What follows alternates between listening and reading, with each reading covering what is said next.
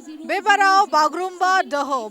दोहौनि थाखाय मास्टार ट्रेनारफोरनि ट्रेनिंआ दा जोबथ'बाय आं दा दंफैयो शिल्पग्रामाव गुवाहाटीआव जेराव दिनै जोबथा सानमोन जोबथा हाबाफारिमोन दिनै केबिनेट मन्त्रि बिमल बरा बिथाङाबो दसे समनि सिगां नायनानै थांबाय प्रेक्टिसा माबायदि सोलिगासिनो आरो दिनै बयखौबो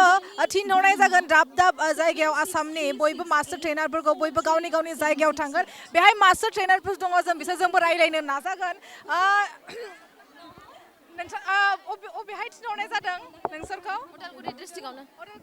औ मा मुं नोंनिया आंनिया निकुनिता बर' बबे जायगानि आं उदालगुरिनिनो उदालगुरियावनो थिनहरनाय जादों माबायदि मोनदों मोजां मोनदों ओमफ्राय दा सानथाम प्रेक्टिस दंमोन रिहार्सेल दंमोन माबायदि प्रेक्टिसा जालांखो प्रेक्टिसालाय जोंनिया मोजाङै जाना थांबाय ओमफ्राय माबायदि मोनगोन जेब्ला नोङो गाहाय मन्त्रि मदियाबो फैनो नागिरदों बे समाव नोङो पारफर्मबो खालामगोन माबायदि मोनगोन मोजां मोनदों गोसोखौ गोजोननाय मोनदों माने जोङो मोनसे बर'नि हारिमुनि बागुरुम्बा मोसानायखौ दिन्थिफुंनो खाबु मोनदों बेबायदि एसेबां बुरजा मोसानाय माने मालाबाबो जागोन होनना सानाखैमोन दा बियो मोगथां महराव जानो हमबाय बेनिखायनो गोसोखौ गोजोननाय मोनदों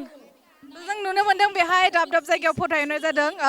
आगैमोनखौ आब'मोनखौ आरो दिनैहाय जोबथा सानमोन ओरै सोरबाया रंजादों सोरबाया गाबदों बेहाय जों रायज्लायनो नाजागोन मानो एथ' दुखु खुलुमबाय गिबियावनो माने जोंनिया दा नैयाव ट्रेनिं लानाया लोगोजों ज' फैनानै ट्रेनिं लानाया सानथाम जाबायना ओमफ्राय दायो सरकारनि बिथोन मथे जोङो माने बेलेगाव एलएसिनि थाखाय दैथायहरदों नालाय बेनि थाखाय दुखु मोनदों आरोना माने जोंनिफ्राय साथामल' जादों नालाय दायो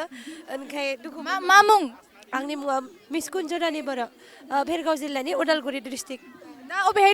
दैथायहरनाय जादों धेमाजियाव औ गोजानखाय गाबनो ओंखारबाय गोजान माने लोगोआ खम जादों नालाय जों इसेबां 46 फैनायाव माने जों साथामल'सो गावदों नालाय ओंखायनो दुखु मोनदों आरो सानथामनिल'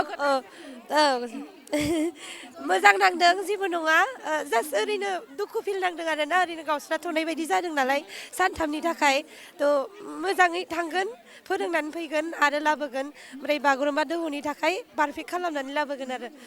दा बयनोबो बेनो दे बयखौबो पारफेक्ट खालामना लाबोगोन मास्टार ट्रेनिंनिया दिनै जोबथ'बाय आरो आदामोनाबो दं आदायाबो एसे इमसनेल जादों नामा औ इमसनेलथ' बिदि एसे मोनदों माने बेवहाय जों दा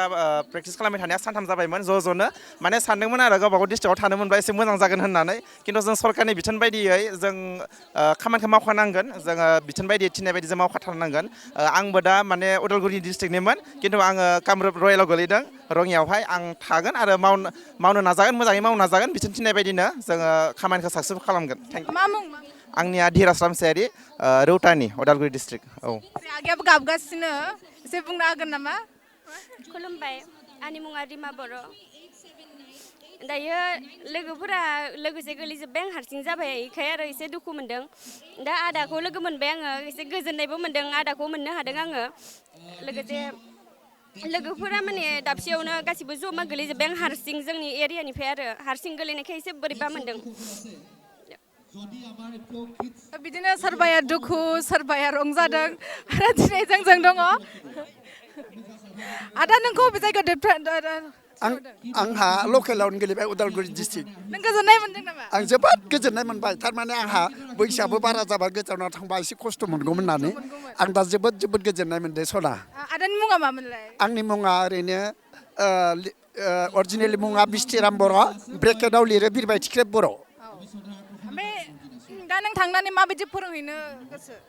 आङो जेरै बेयाव जों ट्रेनार हिसाबै सोलोंदोंमोन बे ट्रेनारनिफ्राय आपग्रेड जानानै फोरोंनो थाखाय आं थांखि दङ दा 17 खालार खालि नोंथाङा पारफर्म खालामगोन आरो माबायदि मोनगोन बे समाव गाहाय मन्त्रि मदियाबो थाफैगोन बे समावबो गावनि गोसोआ बेसेबां सांग्रां बे सांग्रांथिखौ सिखा लानानै अराय सम देहाखौ फाट फिट खालामना दिन्थिनो थाखाय आं आखायाव लाबाय नोंथांनि बैसोआ बेसेबां आंनि बैसोआ 65 बोसोरावबो नोंथाङा एथ' गोसो होनानै मोसागासिनो आं दहायनिफ्राय नायगासिनोमोन नोंथांखौ थेंक इउ आंबो गोजोनदों बिदिबा नोंथाङा बिदि मोनदोंब्ला थ' बिदिनो बयबो दङ उन्दै दं गिदिर दं बिथाङा दा 60 इयार्सनि बुंदों गावखौनो गाव थ' 60 इयार्सनि मानसिफ्राबो बेहाय दंफैयो पारफर्म खालामफैदों प्रेक्टिस खालामफैदों आरो बयबो बिराद गोजोननाय दङ मानोना 17 खालार खालि 17 खालाराव जानुवारियाव बेयो जाफुंगोन दिन्थिफुंनाया मोनसे रेकर्ड दिन्थिफुंनाया बे जाफिनगोन बागुरुम्बा दोहौ जेखौ बुंदों बागुरुम्बा दोहौआ जाफुंगोन बे समाव आङो दङ शिल्पग्रामाव गुवाहाटीयाव भिडिअ जार्नालिस्ट अजय गुप्ताजों आं जनाली बसुमतारी